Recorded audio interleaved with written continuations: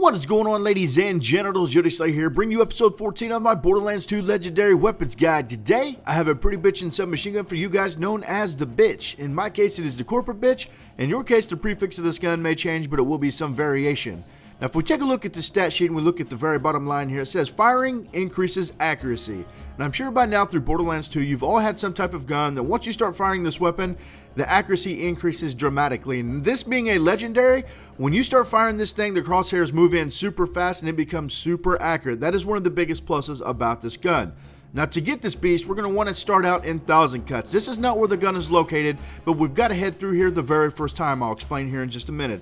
But the first time you get here through 1,000 cuts, you'll be in the top right-hand corner. You got to work your way to the bottom left within the red circle and exit to the bunker.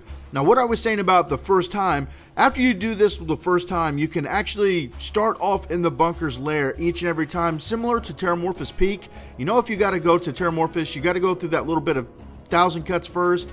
And then once you're in Terramorphous Peak, you don't have to spin that for iridium every time. You can save and exit from there and not have to do it. It's similar to that. Once you get into the little bunker's lair is what I'll call it. It's just called the bunker. But once you get in there, you can actually save and exit and start there each and every time. Therefore, not having to walk all the way through here through 1,000 cuts every time. Now, right here, I did speed up the path just to kind of clarify for those that might be confused on how to get there. But there you can see the bunker door across the bridge. Once you do go through this door, like I was saying, you will not need to go through 1,000 cuts again. The only reason you have to do this now is because it's not in a fast travel. So yeah, we're in here now. You don't have to do it. You can see it did change to a co-op game, and I want to explain a little bit about what we were doing instead of saving and exiting. If you've farmed it all in Borderlands 2, and you know if you try to do it 4 players, especially with the warrior or something like that, it becomes a pain to save and exit every time and have everybody join off of you. You can notice the guns there on the ground. What we were doing is actually killing the bunker and then leaving back to 1,000 cuts and coming back in. Doing this would allow the bunker to respawn, and there's 2 reasons why we were doing this. The first was the obvious. We were doing it because it's a pain to have everybody keep joining, and it's just a lot easier this way. The second, if you've ever killed the bunker, he drops a lot of money, and sometimes when there's a lot of money, you kind of pass up the legendaries. Especially, I think we've all been there, done it. There'll be money laying next to health, and you think that it's a legendary, but it's really not. And especially with the bunker, there's these cracks in the floor. The guns can kind of fall down in there, and with a lot of money scattered all over the ground, it's kind of hard to see the legendary orange beam throughout all the yellow. So we were actually leaving the area and coming back in. That would allow bunker to respawn. Everybody wouldn't have to keep rejoining the game, and would also allow all that money to disappear. So if by chance it did drop a legendary, you would see it on the ground a lot easier than having all the little yellow scattered everywhere. So that's just why we were doing that. If you guys do not know, if you're having a trouble trying to find different weapons and you're rocking solo, try doing it in co-op, 2, 3, 4 player. The more people in the game, the better the loot, increasing the odds of the rare weapon. The legendary weapon, you can see right there, drops the bitch right at my feet. I'm not sure how many guys know that. I know a lot of people message me all the time on Twitter. They're like, dude, I've killed the warrior, 1,000 times and I haven't got anything. Try doing it in co-op. It seems to me whenever I rock 4 player and I kill the warrior, I get a drop about every 30 tries.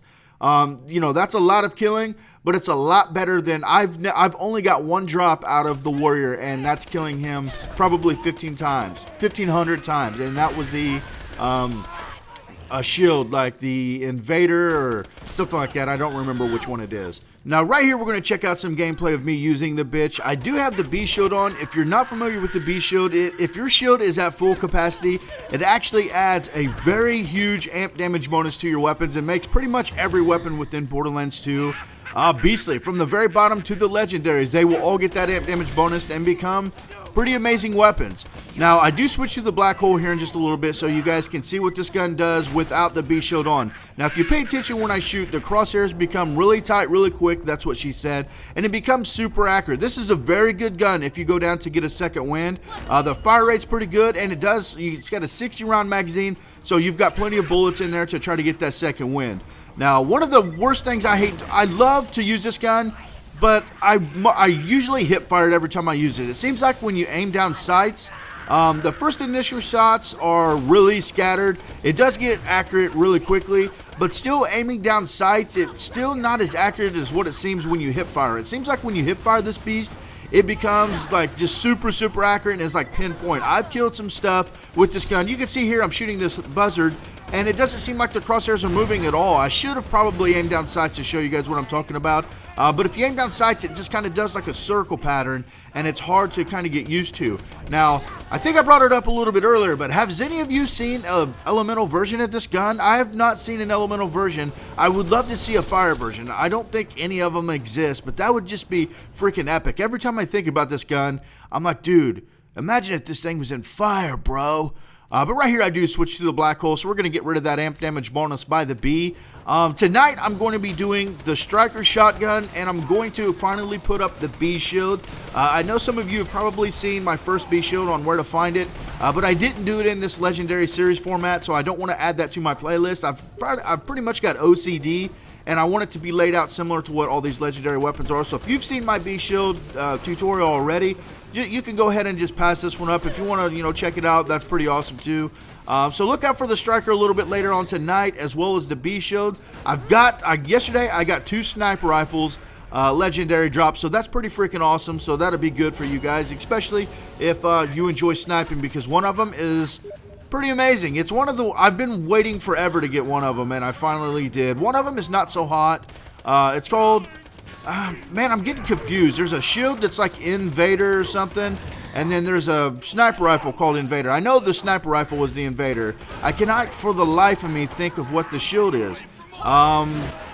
It's something IN something, but I just cannot think of it.